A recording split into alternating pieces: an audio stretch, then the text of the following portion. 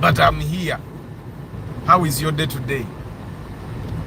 Today is Question Friday. Question Friday.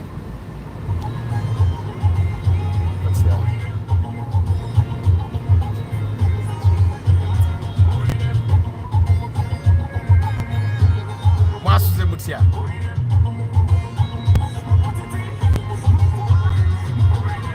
Muyombia Mark Antonio.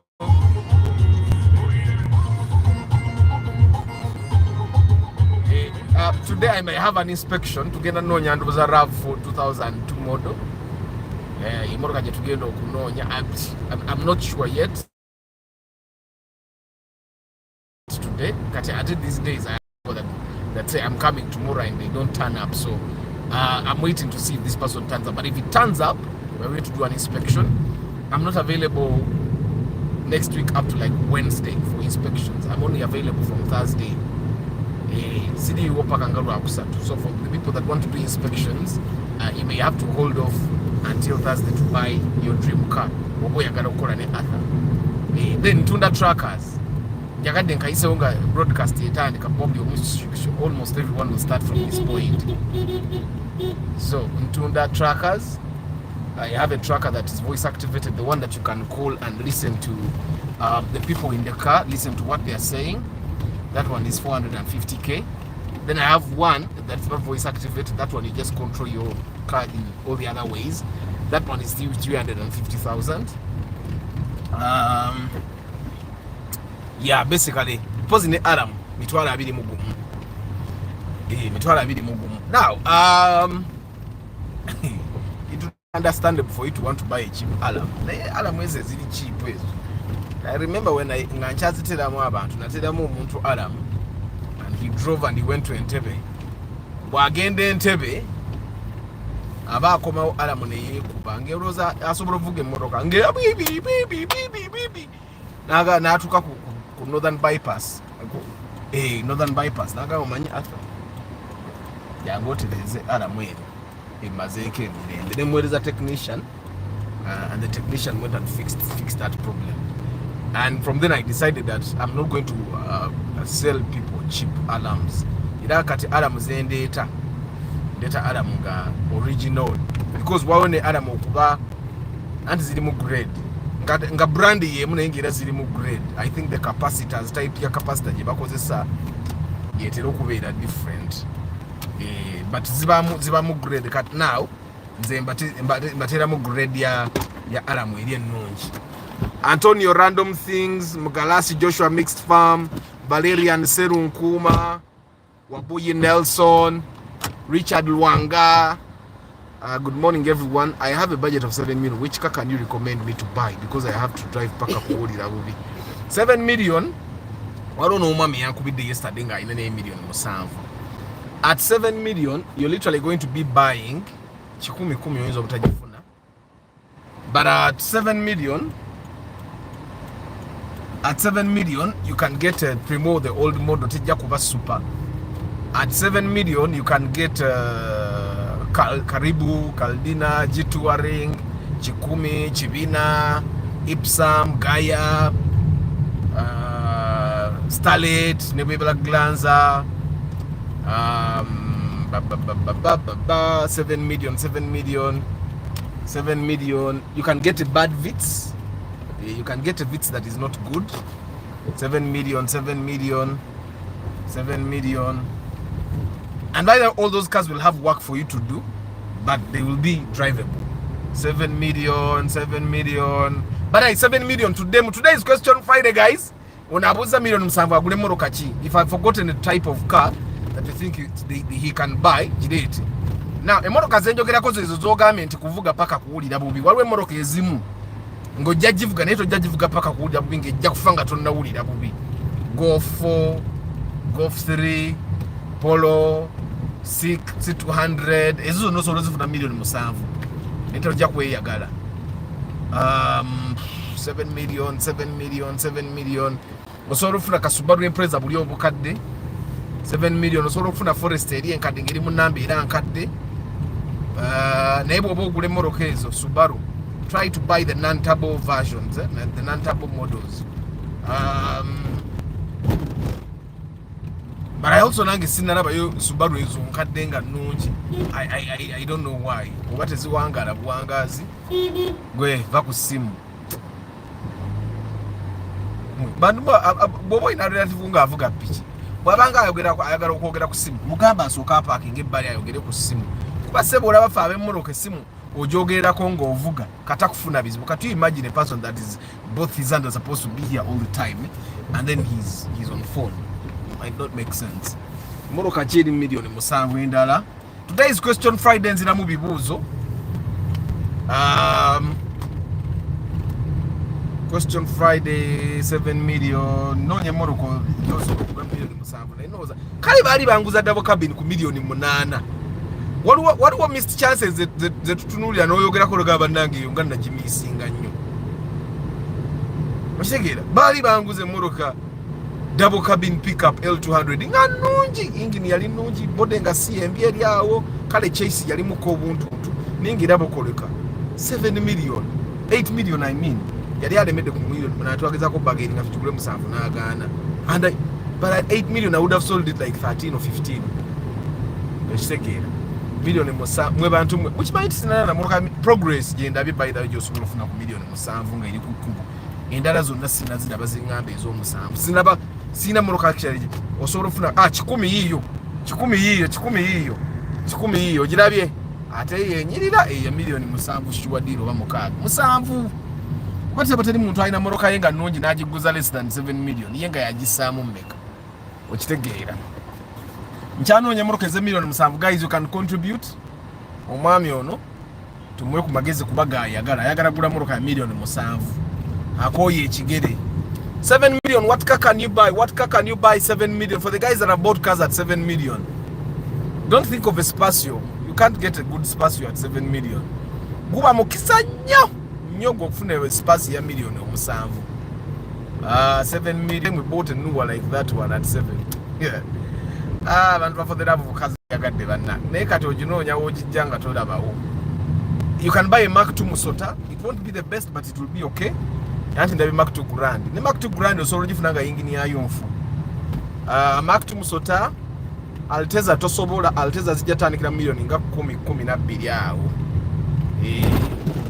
Then you can get a RAV for the old model, the first generation of the RAV4 on very old number plates, but also not good because RAV4s even on very old number plates in good condition will be like 11-12.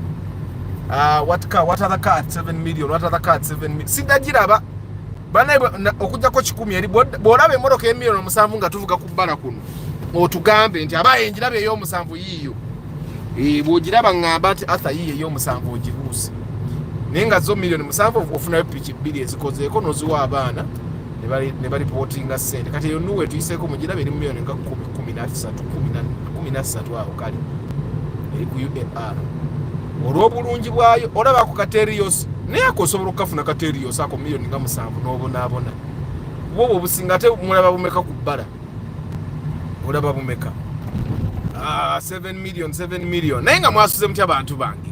I hope you guys are doing well today.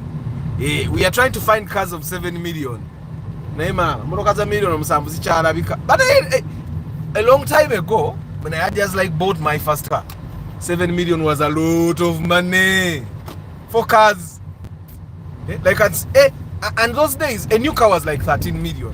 I'm talking about the year 2011, 2012. A new car in the bond was 13. And those are the cars that were hotcakes like this, the Primos. I remember in 2018, a new Paso was 13 million, 12 million. A new Paso. A new Vitz was around 14. A new Vitz. The cars were cheap. Cars were very easy to buy even from the bond. But these days, things have spoiled. Like Moliri would say. Things have spoiled. Moliri, the play called Betrayal in the City.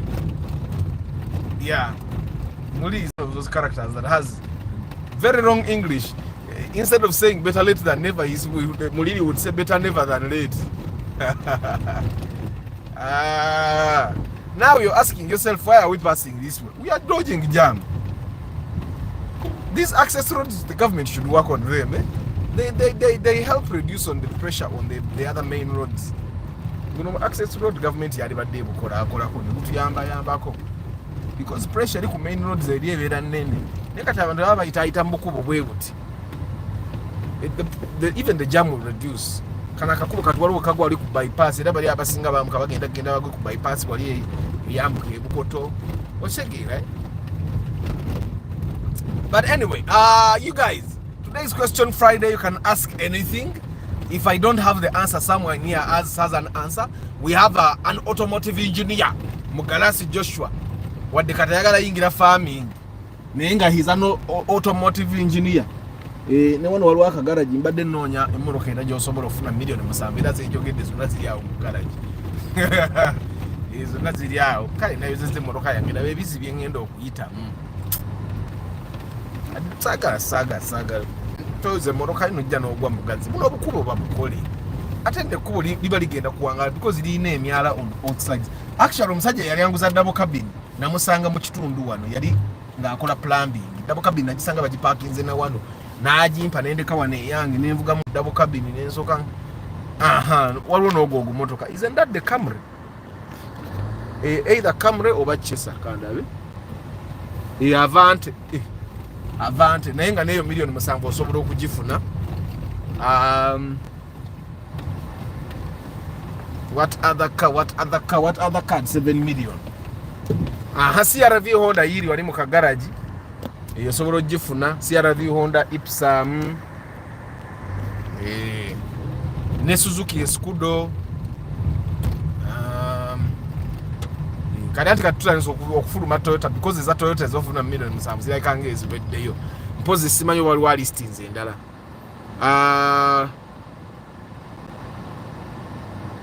Africa Carota, good morning. Prose Bravo, King Daniels, Joseph Bali Kudembe, Godfrey Tambale, Toddy Ronald, Ivan Kayuchi, Bukenya Abe, Football Tribe, Ntongo Helen, Kevin Hart, Abdurrahim Kasita, Lucky Mose, Paul Sema, Godfrey Tambala. Arthur, do you have an alarm that can be controlled by mobile app on my mobile starting? No.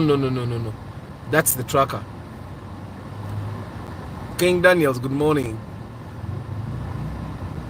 Football Tribe, does the shape of the car matter to you people? I don't know why, but from a design perspective, for me it kind of does. Katinzenga Arthur, right now, I find that a car is a car.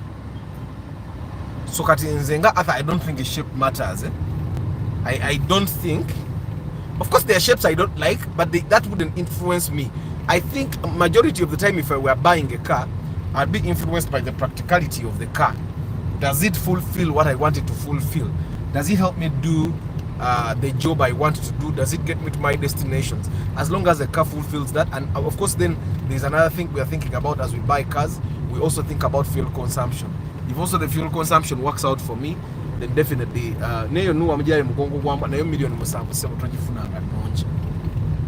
so me, I think it's the practicality, fuel consumption of the car that influences what I buy. The shape of the car, I've grown to realize that the shape doesn't really matter. I've grown to realize that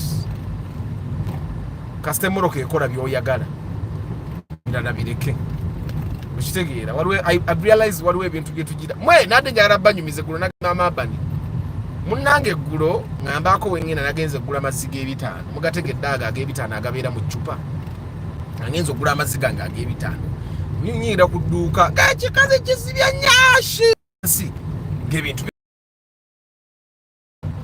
ebikwatagane netegereza ekikazi nengamba mutuufu ndabi lwaki abasajja bakola ensobi ase ekikazi ekitategeera lwa nyashi okitegeera. So it's just the thought that came to me nengamba ngulabira ddala mu butuufu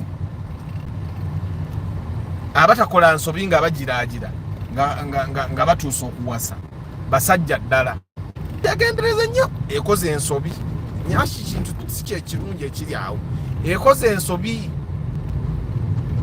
oyinza otomera ekikyalo ekitategeera okitegeera oyinza okutomera nyina oyo gayi atunda habo I saw him ayina ekikyalo ekyali kigira ku ABS kyawasa mulindabira ddala nga alinga akoze ensobi bwendabanga ndabanga akoze ensobi Ayo why? Katulinde tulabe, time will tell. Waliwo abantu obedda bagamba it will end in tears. Naye katulinde bulinzi tulabe oba it ends in tears oba it doesn't end in tears. But anyway, it's Question Friday, guys. Ask your questions. Byesusobola kuddamu bajja kuddamu, abamanyi bali wano bamanyi. Eggulo nakoze nabadde nkola assignment nyina giwaayo lwaleero. Naye baganda bange okusoma kw'abakulu kumenya olumu ŋŋamba oba nfaaki, but then ne ŋŋamba nyina benefits eziyinza okujja because of the courses I'm doing. Nenfaafaagana ne tukoosi ntumaleyo, naye ya assignment natuuse we natuuse nga wenkomye nkanjiweeyo nakola riteeke bwe kinaaba kigize, naye ebiseera ebisinga buli bwenepayo pepa nga nsuubira nti sikoze bulungi ntera okufuna distinction. Has it ever happened to you guys that you do a paper and you think every time you do a paper and you think you have passed highly, it does you. Yet every time you do a paper and you think that things are not very well, you actually get a very good mark.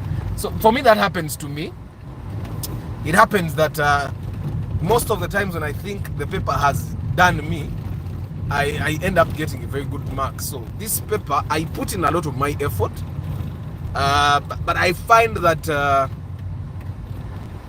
ekisinga okunsumbu wanze ebya kramu akasibisobola. So I find that that's one of the things that disturbs me. I'm too practical that if you tell me, Arthur, you're going to go from where I am right now, drive to let's say to Busega, but then you have to use this formula. If you don't use this formula, your work is wrong. For me, I think that's the one thing that will probably make me lose marks. But if you tell me come from where you are, go to Busega, find a way to get there, I will get to Busega. And I find that that's the thing with school. School will kinda make you feel like there is one way to skin a cow. Do they skin a cow? Or there is one way to skin a goat.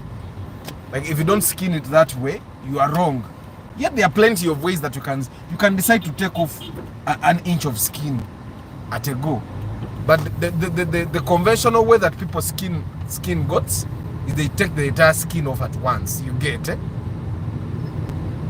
Yeah, and I find that that's my weakness. In the way man could work. Models ezo kati abasoma professional courses, the models, those models. I think that's the one reason why I think accounting will not be my thing. Ebintu bya accounting ebisinga bya oyita wano bwotayita wano tikikola. So ate ffe marketing osobola okuyita ewala era nekikola. So good morning Chris Fitness, Oliotya, Derek Lule, Augustine Blues, Anthony Agame ne Caldina. Yeah, Caldina ogifuna bulungi. Namwe nno kukuba kuno mwakalaba ke moroka ze million musanvu meka nga muze mazima eze million musanvu mwakalaba ke moroka meka. Sebugwao Medi, they were not cheap. 14 of that time is equivalent to 22 of now. Like as we said, lots of long time ago were cheap. By the way, bochogera bwotyo era still era paso yali ya 13 million nengira 13 baba okuzifuna zekubyamu kumpi. So I finally bought the MTN MiFi. Finally naguze MiFi ya MTN. It's what I'm using. I think that's why the internet is a little bit stable.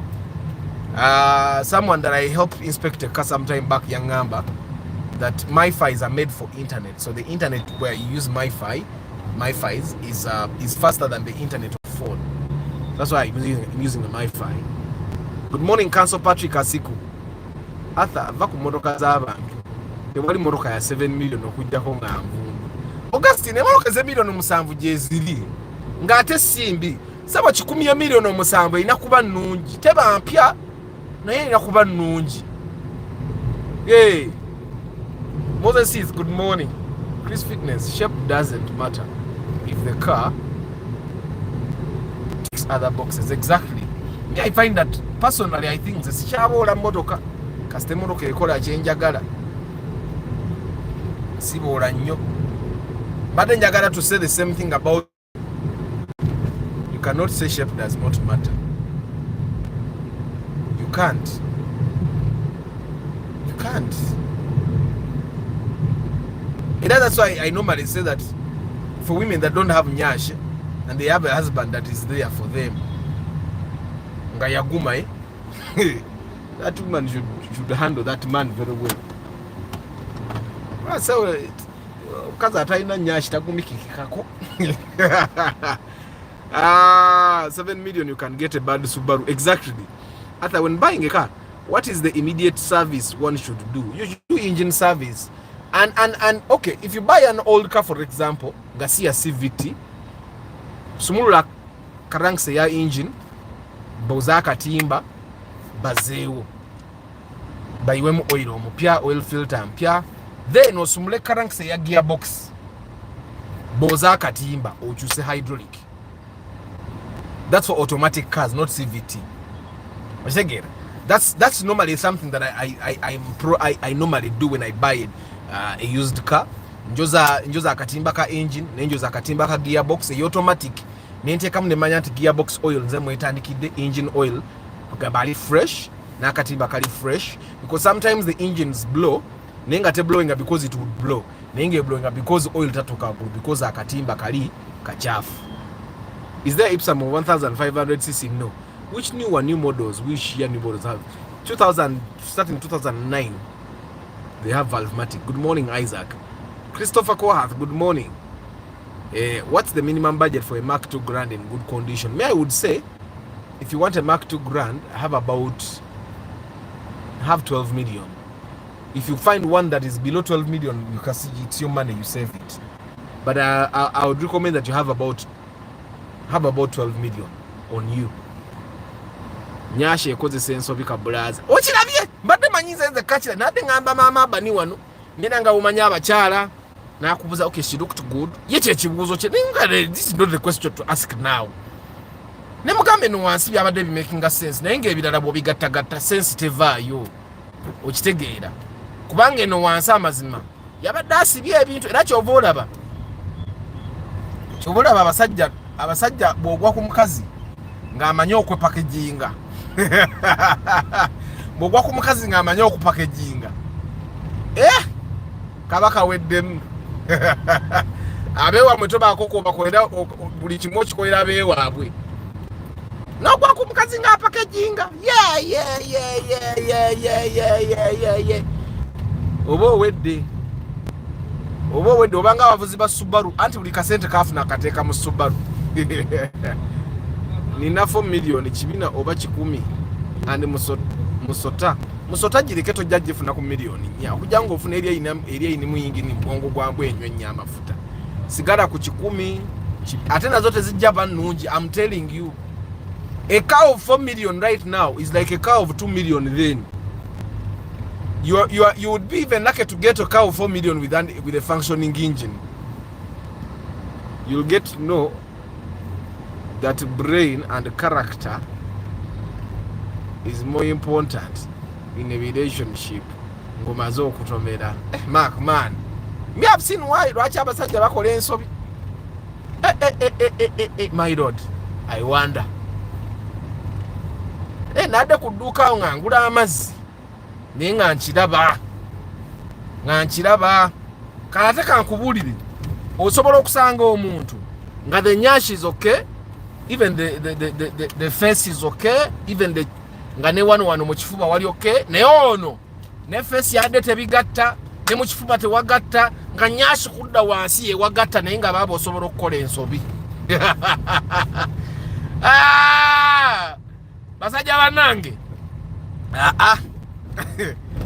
Oba Katonda kyemanyi naye akyewunyaga nakola abasajja naye waliwo aleka alina fuse gy'ataatuteekamu. Nedda teba fuse baziyita batya zino relay alina relay gy'ataatekamu. Wajjukira the relay puts on and off. The fuse just keeps on. When there is a short circuit it blows. The relay switches on and off. I think there is a relay that God forgot to put in us. Mukama Katonda. Then I was also watching a video of an old man ngagamba yalikawo obufumbo bwe ngali excited nga alina ekikazi kyafunye agamba naye bwe mba ne kino ekikazi ebirala bijja kwekola.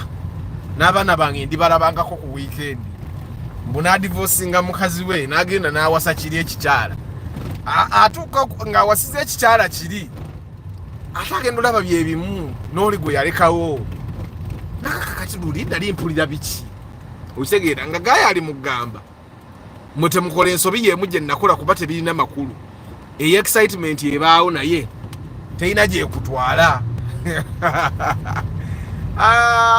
According to the traffic law in Uganda, is it legal to drive a left hand? Yeah, it's legal. Left hand is still a car.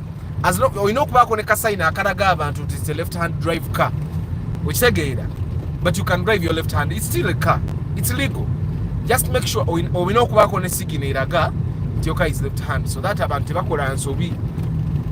But you driving a car that is left hand is going to give you a lot. It will give you more trouble than even the other people on the road. Because bagenda sigara bavuga normally. Kati gwegwa ino controlling. It's very easy for you to knock go vuge moroka ya left hand. So I bobo kuze moroka like there are cars like Volkswagens. You can actually buy a dashboard, the right hand dashboard no bichusa. Boba ziteka provision yeso. Tosoboro kuchuse moroka. I don't know if also these Toyotas, but I've seen it with the German cars. They have that provision of you changing the car. No jichusa no jisa right hand. All you need to do is buy a dashboard. No kulane wali ebintu bya wansi. Ochitegera no jichusa. But may I find that if you can avoid buying a left hand drive, avoid it. Bule moroka ya right hand kijja kuwa ku mirembo kusinga. But it's not illegal. Arthur, do you recommend someone to do Bajaj business? I've not done that business before, and I've seen people fail miserably at it. But I also know people that have gotten money out of it. Even one of our members here, Abdul Nasser, Yagamba in a pichi biri. And for him, he has no complaint. I find that every business you do is the employees that either make it or break it. So if you get a board and you give it to someone who is reckless, who doesn't want to pay, who doesn't want to work, you will suffer in capital letters. But if you get a Bajaj and give it to someone that likes to work, likes to pay, and is efficient, then you're good. I've got 7 million cars tebakera. But ya jamu. Obaba ina sente zabo. Obe minimu jabwe bagula ulwe bagadde. And let me tell you one thing. Nze ngenze negeneza abantu abasinga bavuga emmoroka ez'emiliyoni 7. Kati ennaku zino bamakanika be basinga okuvuga emmoroka n'abatunda spare be basinga okuvuga emmoroka ez'emiliyoni 7. Okitegeera nze mbabuulira ate ne bamakanika nabo kati bagenda bavaayo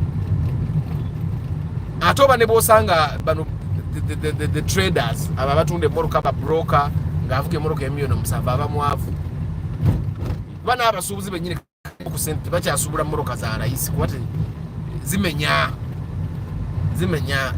waliwo ebibanda kati nalaba nga mu mmoroka enkadde naye ng'oyitawo nga bonna balina mmoroka mpya kitegeera.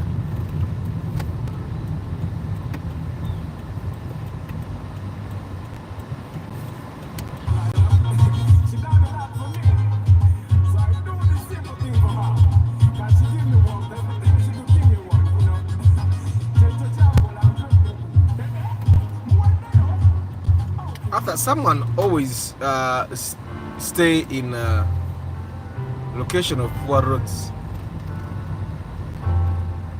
with potholes, is it advisable to buy a vehicle with alloy rims? Those rims actually, on Agamba sport rims, Godfrey Tambala, those rims have no problem. But the way I analyzed things for myself, and because there's a time I was driving a car, nemenyeka rim, nakuba echinya rim nemenyeka.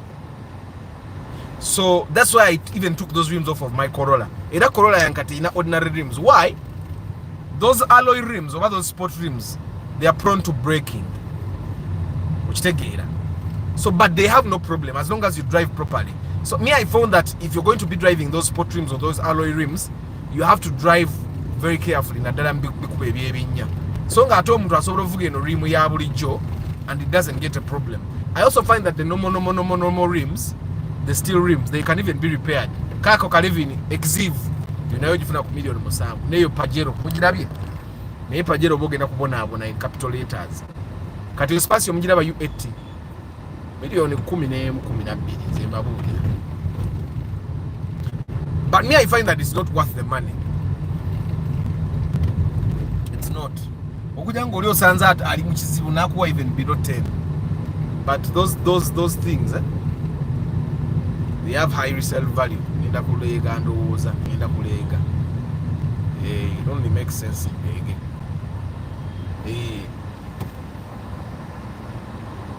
URA auction cars, would you recommend it? Is that auction muzilekera abasubuzi ne bamakanika? Emoroka osobola jigula mu auction ne kutama. I'm telling you. So me, I would recommend emoroka za auction muzileke ziba n'ebizibu. Then the other thing you need to understand, emoroka bwebera nga bagitandika auction ngeri awo ku URA for example. Abana babbamu ebyuma ne abakozi bawo bennyini. Ogenda kujja emoroka ng'erina ekyuma ekibulamu kya million 3. Nga bakibba mbubbi. Sadati agambye ayagala ekintu kimu mu motoka kasiteba ng'etambula. Ojja funa emmoroka milioni zonnya. Starlet 10 tezijja zisinga obulungi naye ojja kugifuna. Oba maka 290.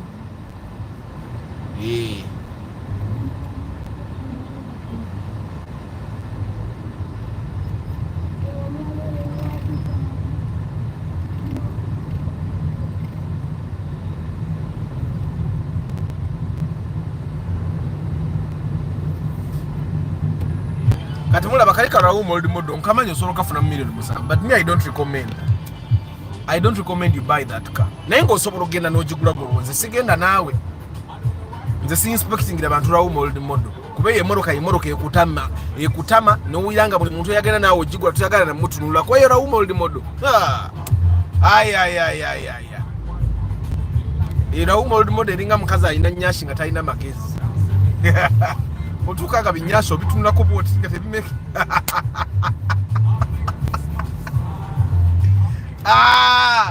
Nga tebimeke nga sense. Nga abakulaba mukubo bagamba gayona ayinawo. Kikazi kyekyo kyamaanyi. Naye nga gwe gwomanyi kyobeera nakyo gwamanyi kyotuddeko. Nzigira nayinako X. Nabuyo mangamba walekawo waaki. Kale wali muzadde mu bagamba mundeke nze mmanyi mundeke naye batandika okuyita Facebook naye ne baga Arthur kati tulaba lwaki emundu wagiza kugombolola naye nga muli bulungi. Question Friday ebibuuzo mubibuuzo ngenda biddamu sigenda kuvaawo nga sizze mu bibuuzo. Nenga, thank you for being part of the broadcast. Even the guys that are watching this video later, thank you. Even the guys that are in Kamoli, thank you very much. I don't take it for granted. I know it takes a lot of energy sometimes to watch this video. I know it takes a lot of data.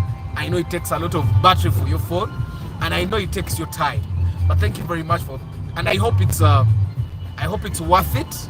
I hope I'm worth your time. I hope the things I say are worth your time. I hope we all learn some things. Everyone's just called broadcasting. Vao nyina bwemba mbadde nkimanyi vao artisting ankyejjukanyiza. That's one thing I remember. I get. Lero waliwo guy akoze road rage alime maaso. Dana ayite no side abadde atomedde abaana banaye mulekerawo road rage bantu mwe. Road rage is a very bad thing. Kati abantu gagenda tomera abaana b'abantu babadde ku boda. Avuga alfa ate nga musajja mukulu alina n'ekiwalaata. Katono guy afa kibanange. Mweba guy, if someone stops you from entering the line okumuyingira maaso muveeko. There is always sweet revenge. Is a chenkola bwe manjagala okuyingira maaso mu line nga njagala kuyingira maaso n'ogaana. Mpitawo ne ngenda muuli akuli maaso. That's the sweetest revenge. Era senga kyali kisoboka nga mpitawo ne ngenda maaso mmotoka yange nesiganga etambula nenjagala katwadde ofaaki. I think that's one thing that I would do, but it's basically not possible. Yeah. Lwaki abantu abatugulangako motoka be basinga okuvuma abagula emmotoka mbwe ye motoka enywa amafuta enkadde nnyo tekyayingira ggwanga kyokka nga nze nnyumirwa. Abatagulangako ku motoka Yeah, people have opinions. Like if you realize, if you want to see about marriage, it's the people that are not married that have the biggest opinions about marriage. Which again, it's the people that don't know you that actually talk about you like they know you. But if you realize, if you were careful to start noticing, the people that have never sat with you to talk to you actually think they know you better than everyone else.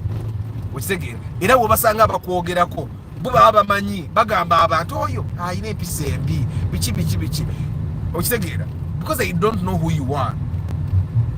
That's why I've been telling you, I don't think I've said it a number of times. I've been telling you guys, stay away from your mentors. Keep a distance. When you get close to your mentors, you will lose the respect you have for them, because they are human beings. But when someone is your mentor, when you look up to someone, you tend to put them higher than anyone else.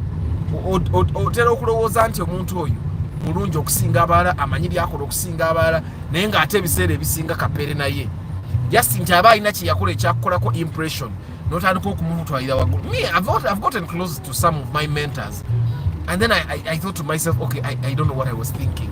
So right now, if I get someone and I have a lot of respect for them for what they do, I try as much as possible to talk to them from a distance. When you get close to them, you realize that, okay, this person is also struggling as me. Sometimes you realize that the person you admire just hit a big break. And in life, actually, when you realize that majority of the things that we do, it's not just our power, it's also God, then you start realizing that, okay, some of the guys that we look up to,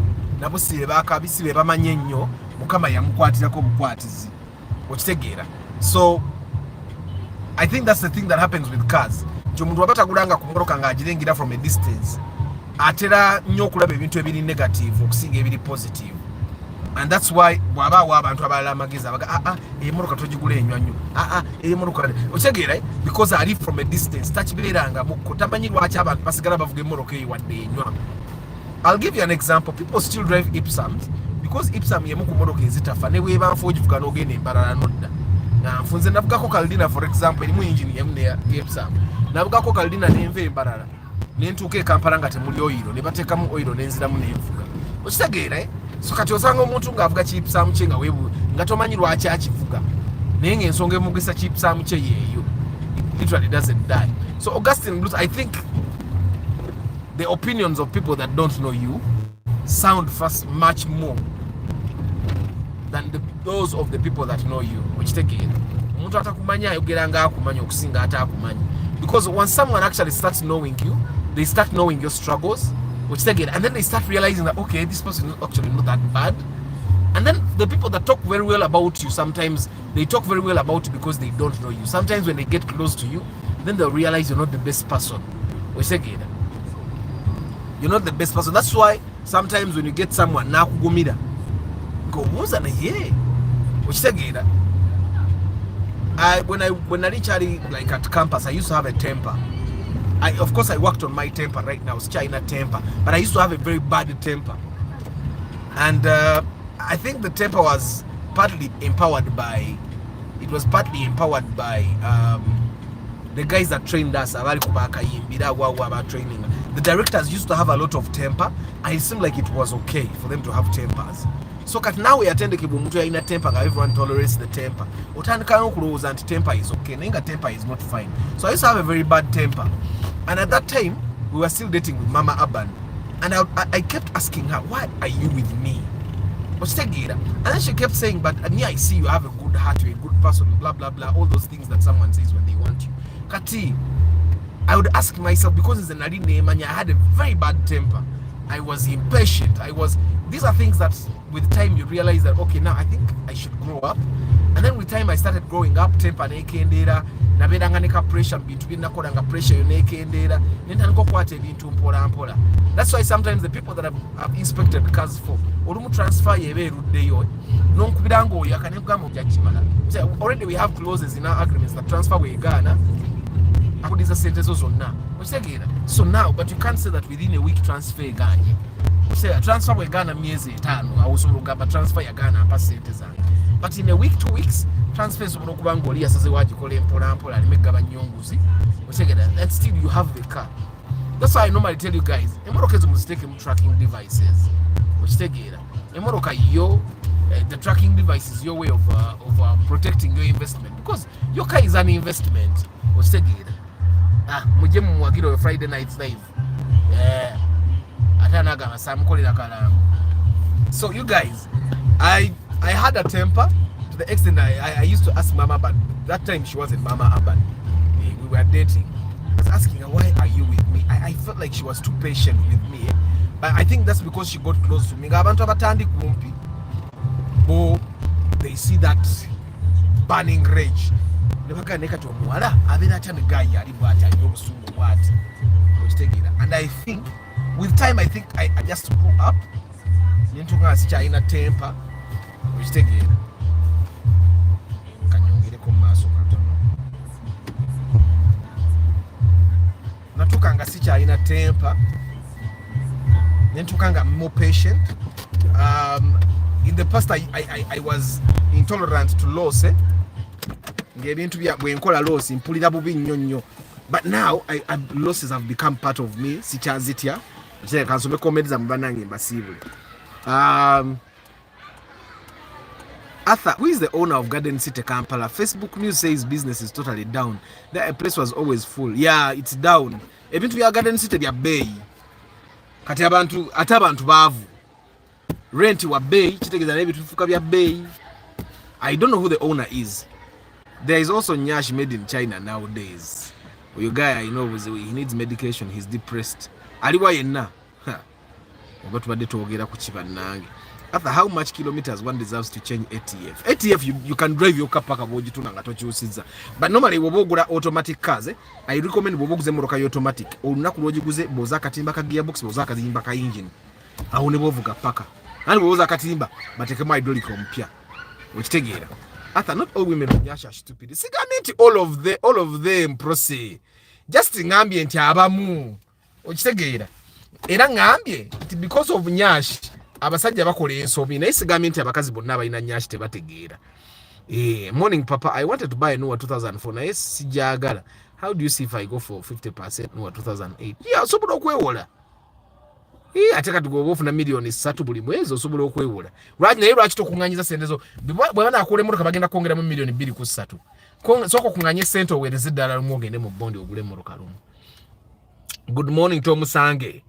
Antonio Bagagga bakola dda. Clip Films Editons, good morning. Ronald Mucha, good morning. Arthur Corolla namukadde ekyaliyo. Emotoka jeri namukadde yangu mwana agivuga. Jana gizayo kulangi bagifuwe ebizungu njimuddize. Luli nagivuga namu nali ntwala tayiro somewhere. Nebuga tugitika tayros box 10 ezo. Omanyi kati eri Corolla liringa Land Cruiser mpavu yenkana ne kawundo. Kati bumugitika tayiro box 15 neriyo kefuuka nnombo. Arthur, I love the sound of that Land Cruiser in front of you. Oh, sijijikira. Arthur, what is the minimum or maximum required kilometers of service? And service kisinza oil kubateka mbata kamuski oil 115 bala kilometer 10. But there is a way how Land Cruiser 70 series looks. That one nze sijaga ateli comfortable. Arthur, I drive Yaris here in Bahrain, but in the morning it stops the engine for almost 5 minutes to start again. What could be the problem? Busensa au waliwo idling switch indala bagita VVTI sensor busensa kati bwebujisumbu weyo iwate kuba luka sensor akatajira akata picking waka. Morning Arthur, the song you always play, are you the one who sang it? Enyimba zonna zonna eziri muno nze naziyimba zenza nya ku live broadcast. So nali muyimbi nga balaga. Firstborn, good morning. Tony Ronald, is it good to keep servicing gearbox always, and after how long should? Tony Ronald, when you buy a car automatic ngoguze na dara nga nkadde nnyo weba sinkadde nnyo vuga buvuzi nebo ogule motoka nga nkadde nnyo nga automatic, that very day you are hydraulic yo za katimba tekamo uwo vuga paka bwoli gitunda. Bawa mama Abani, director, producer, atidi DOP nsereko. I'm not a DOP, sibisobole ebyo. Gwe omanya I'm a producer, I'm a director, but still I'm a work in progress. I'm good, but I'm a work in progress. To be honest, often feel that new B series. Yes, you can. DJ Scofield, chiriwo man. Why is it my comments are not moving? This is no way ziri. But I can't see bantu bange. I'll see you tomorrow. Tomorrow's broadcast will be in the evening. Nina rehearsal one, no? I think the broadcast will be in the evening. Muyombia Mark, Antonio Random Things, Mugalasi Joshua, Valerian Serunkuma, Waboye Nelson, Richard Ruanga, Mugalasi Joshua Mixed Farm, Africa Carota, Prosi Bravo, King Daniels, Joseph Bali Kudembe, Godfrey Tambala, Toddy Ronald, Ivan Kayuchi, Ntongo Helen, Bukenya Abe, Kevin Hart, Abdurrahim Kasita, Ismail Sebuliva, Paul Sema, Lucky Mose, King Daniels, Nakumaze, Checho Football Tribe, Derek Lule, Augustine Blues, Robura Chris Fitness, Tracy Jen Nicholas, Sebugwao Medi, Council Patrick Asiku, Moses Heath, Kaiwa Benjamin, Joseph Bali Kudembe, Isaac Luyidika, Christopher Kohath, Mutoto Sadati, Edrin Mugerwa, Sebugwao Medi, Kabali Moses, Godfrey Tambala, na kusomie muda nno. Prose Bravo, King Daniels, Nakumaze, Edifazi Tomusangi, Clip Films, Eddie Tunes, Brian Emma, Ben Kako, Matembe Abdul Nasa, Chris Da Vinci, David Kamanzi, Abdul Nasa, funa machine batekeke genda kubulira ekirwadde ku yaresiyo. Toddy Ronald, Firstborn, Mbamaze, DJ Scofield, the incredible. Arthur, did you recommend someone to buy an old Land Rover in Uganda? No, I don't, but if you have your money, go ahead and buy it. It's a passion car. Amina Bruno. But guys, I wish you a very lovely day. Kangene kule kumirimu ngo wa inspection tan najja. Siyoli atanaba. Kale kangene kule kumirimu jaba kama bange ngo wa inspection bwajja. Bwe tunaba inspection tujikoza. I'll give you an update in tomorrow's broadcast. I wish you a very lovely day. Ciao. Ngeganye vako. Ngeganye vako evuddeko. Wait.